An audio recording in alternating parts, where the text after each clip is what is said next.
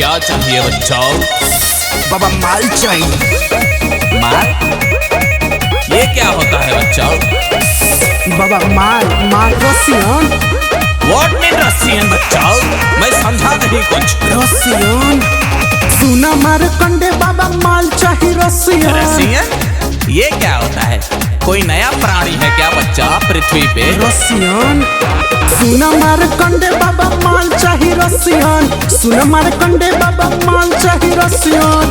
नहीं चाहिए देसी हमरा चाहिए विदेशियन। नहीं चाहिए देसी हमरा चाहिए विदेशियन। सुना मार कंडे बाबा माल चाहिए रसियन। सुना मार कंडे बाबा माल चाहिए रसियन।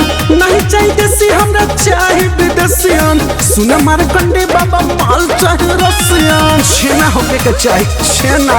अच्छा अब समझा मैं, तुम्हें छेना चाहिए तो फुल क्रीम का पैकेट खरीदो और फाड़ कर छेना बनाओ और खाओ।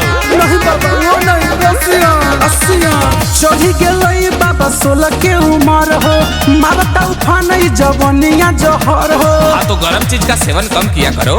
बाबा ठंडे से गर्मी बढ़ जाता है। ये क्यों, कोई समस्या है? रसियन चढ़ी गेलई बाबा 16 के उम्र हो। मारता उफान जवनिया जहर हो। तो ठीक है, ये लो जंतर और बांध लो अपने गर्दन में। तारीख नहीं रसियन चाहिए। नहीं चाहिए देसी हमरा चाहिए विदेशियन। सुना मार कंडे बाबा माल चाहिए रसियन। सुना मार कंडे बाबा माल चाहिए रसियन। असंभव असंभव, ये मेरे समझ के बाहर की है। नहीं चाहिए देसी हमरा चाहिए विदेशियन। सुना मार कंडे बाबा माल चाहिए रसियन। ये रसियन वसियन तो हमारे बस की बाहर की बात है बच्चे। तुम्हारे समस्या का एक ही निवारण है। का बाबा? देसी माल, देसी बिल्लो रानी। ना बाबा ना, हमरा रसियन चाहिए। बिल्लो भी पी के देखो। अब ना होई बाबा हमसे कंट्रोल हो। रात के सपना में जाता मन डोल हो। तो बड़ा समस्या है रे, गंभीर है। ए बाबा छोड़िए ना, इंतजाम करा सकते हैं तो बोलिए रसियन। अब ना होई बाबा हमसे कंट्रोल हो।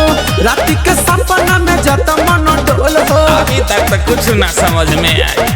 का रसियन रसियन लगैले बड़े।